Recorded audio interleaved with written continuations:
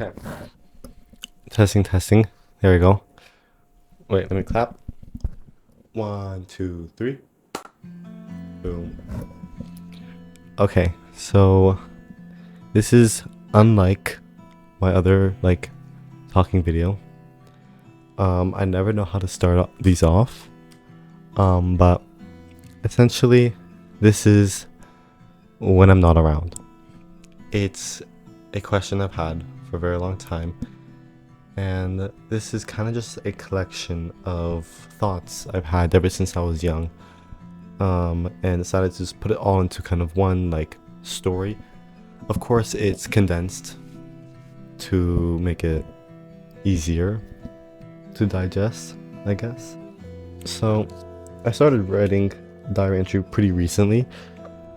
Last year I tried writing on a Twitter account that I thought was private, but did not turn out that good. But essentially, one of my biggest regrets in life, while I have many, I think my biggest is saying, I can't wait to grow up. Because I would do anything to go back. Carefree, I didn't worry about my future. I didn't worry about my past and the mistakes I made. I just worried about whether or not I would have mac and cheese for dinner. And this comes to our kind of first chapter. The desire to not exist and the desire to be sad. Some people find comfort in sadness. When a person is sad a lot of the time or feeling unwell, they kind of become used to it.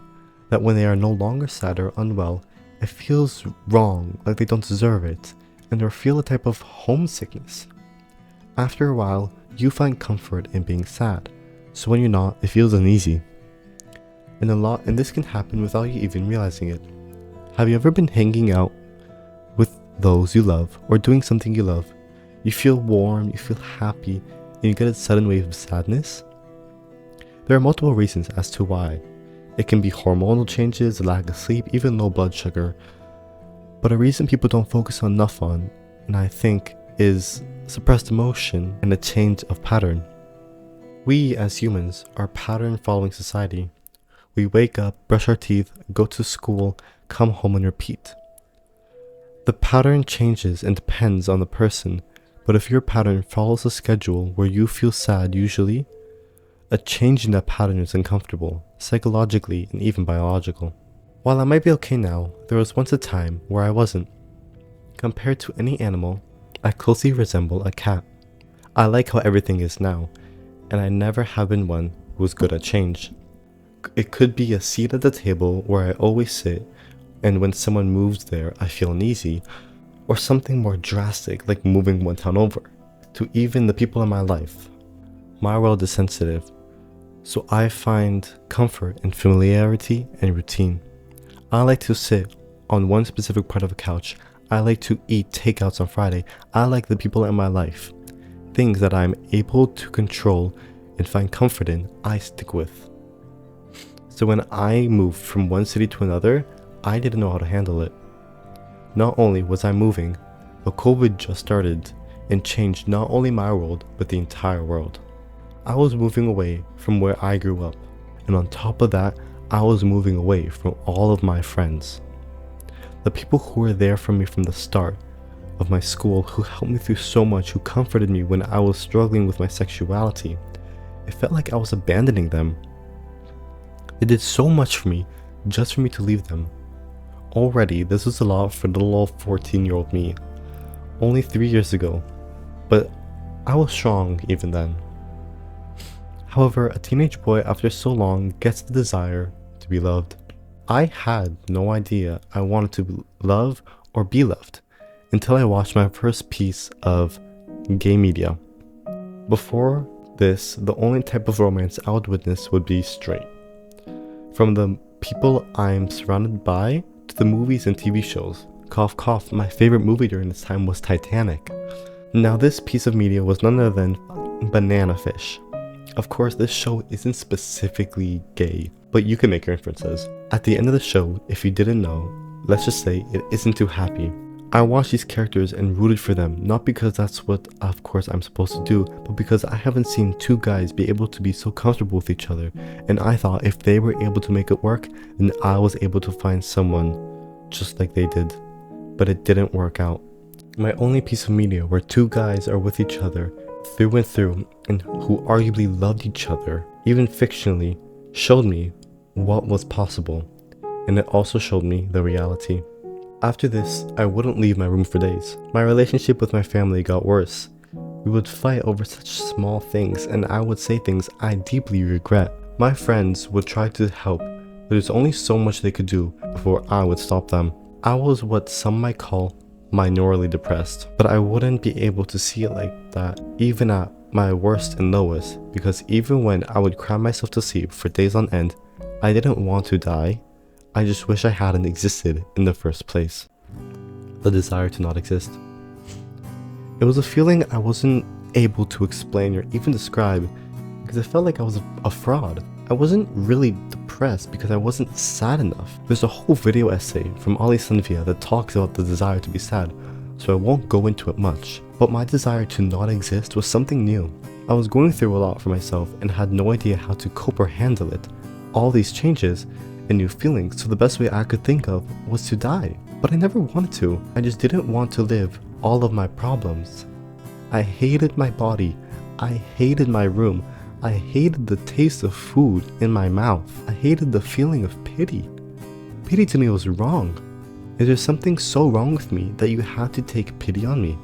There's only so much I can change about myself before I'm not me. Atop of all of these feelings, I just wanted to love someone. I twisted and turned myself into something unrecognizable. The person in the mirror was not me, not physically but mentally. Even if all I can do in that moment was hate, I never really could, because I was scared. I love my family and my friends, so if I were to die, what would happen to them? What would happen to my world when I'm not in it? What will happen when I'm not around? I don't even want to try to imagine it.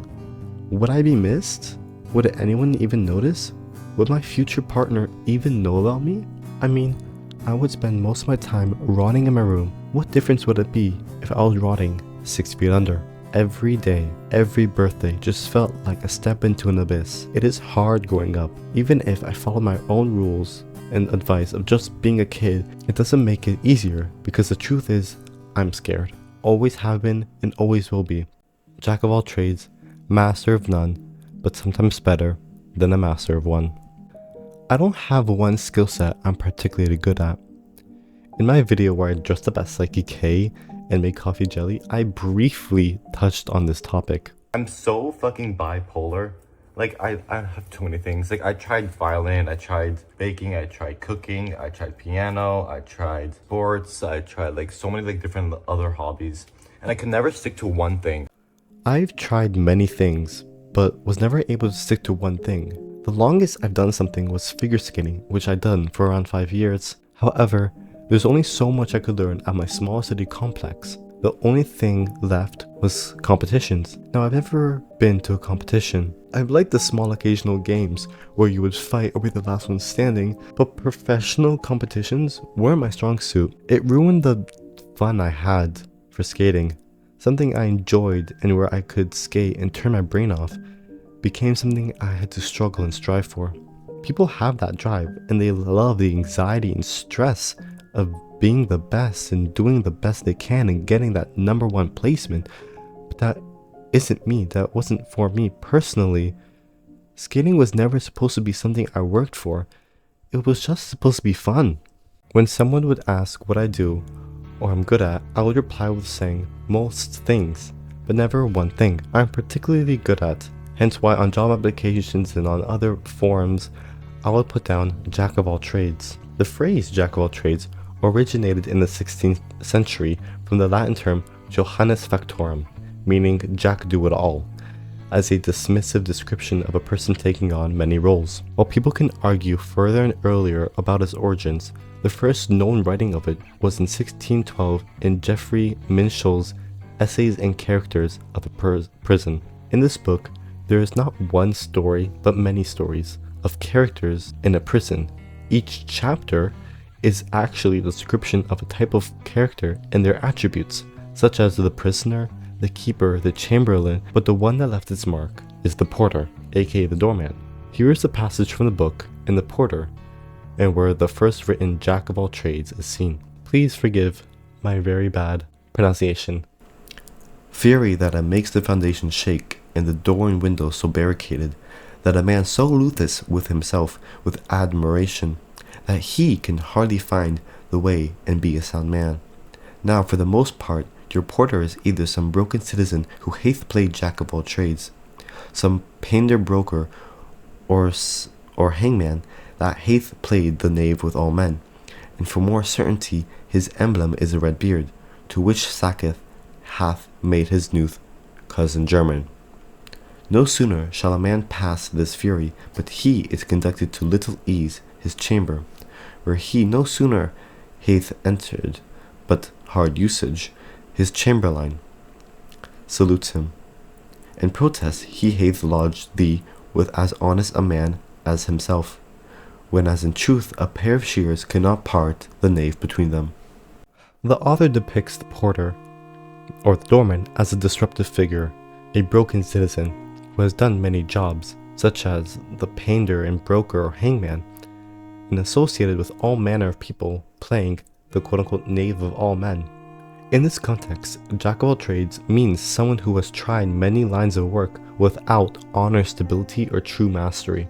It is no shock that this is a kind of outdated way of thinking for us, and so of course I would argue that a man who is trying to make money and trying multiple occupations is not a man without honor. I've had many dreams. I want to do so much. I've dreamed of being a violinist. I want to continue figure skating. I want to open a cafe that I designed as an architect. I want to be a chef. I also want to cook for people and the people I love. I want to be a singer on stage, and I want to be an actor. But yet, you can only choose one. I grieved all of the lives that I have yet to live, and I also grieve the lives I have lived. So who says that this life is the one where I live my dream? With the cards dealt to me, the most I can do is just keep trying for my dream. But what happens when I don't even know my own dream? Or worse, I try and never get it. Was the journey really worth it all along? Were the hours of studying and dedication put towards something I would never do really just character building? Is it worth it to be a jack of all trades, and is it really worth it to be a master of one? My life is uncertain, which is what I'm scared of most. So tell me, what will my deeds bring me in the future? I have uncertainty, which I have to learn to live with. One of my favorite games is Omori. It's about trauma and the trauma we feel when we lose someone. There are 4 characters in this game: Kel, Mari, and Aubrey, with the main character and the one we play called Omori, or Sunny. Your feelings are wrong. The person they love isn't you at all. A quote from Omori. It is no shock at all that the person you see right now and the one my friends see are not who I am exactly to a T. I act different when I'm alone compared to with my friends or family, or even on camera. I would not be trying to keep myself calm after something good happens to me, or I would not be crying to my friends over failing a Roblox zombie. The person I am alone and with people are different. So if someone says they love me, do they really? Or do they love the person I put out and show them? This is more of a philosophical question, as the persona I put out could be the real me, or vice versa. Sometimes I do try to tell my friends about stupid shit, and sometimes start jumping with joy and overreacting by myself. But if I have so many personas and so many personalities for each person and friend group, which one is the real me? This is a major plot point in Omori, because the main character Omori is not just Omori, he is also Sunny. But as you play, you switch between the two. There is something different every time you switch, but you can never put your finger on it, much like real life. Going from coming home after a night out with friends and being fun and happy to a quiet home by yourself with nothing but with the bathroom fan on feels weird. There's one feeling that quietly weaves itself through it all. Envy. I envy the people who seem certain of who they are, the people who grow up without mourning their childhood, the ones who love without fear and choose one path without grieving all the others. And I know envy's an ugly thing. It's not an emotion I want to have. I know it is unfair, unproductive, and rooted in comparison. Yet knowing that does not make it disappear. It lives alongside my fear of change and my desire to not exist and my uncertainty about the future. I didn't choose to feel it and I don't want to, but it's there, lingering in every moment where I feel behind or incomplete. And I'm still learning to live with all of these contradictions and oppositions. I want to disappear, but I also love my life. I fear the future while also grieving the past. Like in Omori, I'm split between two versions of myself, unsure which one is real or if all of them are. Maybe growing up is not about choosing one and kind of killing the rest, but about learning how to let them coexist and be one with all them. I don't have answers, only the understanding that I'm scared, envious, and uncertain. In the end, the question of what happens when I'm not around I will never fully answer, because part of me doesn't really want to know. There is bliss in ignorance. So I leave the question unanswered and let myself exist without measuring my worth by my absence. Maybe it's enough to live in the present, to take up space without demanding proof of its impact, and to accept that some questions are safer left untouched, especially the one where I ask, what happens when I'm not around?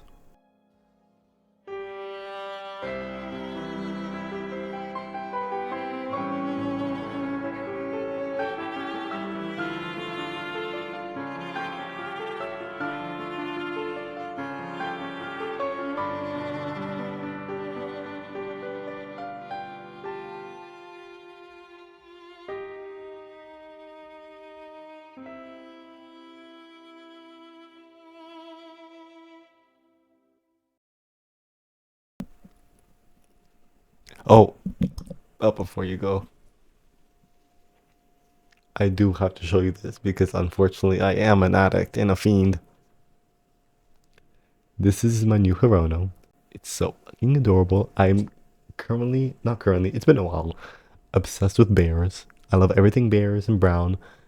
So this is perfect. It's a Hirono in a bear outfit. Are you kidding me? I'm actually obsessed. This is coming with me everywhere. It's amazing. But yeah, that's my little wrapping it up. Okay, anyways, we'll see if I end up making another video like this. This script I started making December 14, not December 14, sorry, November 14, and it's currently December 28th.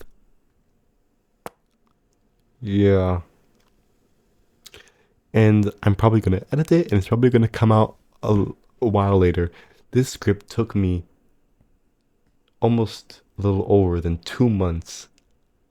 Yeah, that's essentially it. Okay. Bye.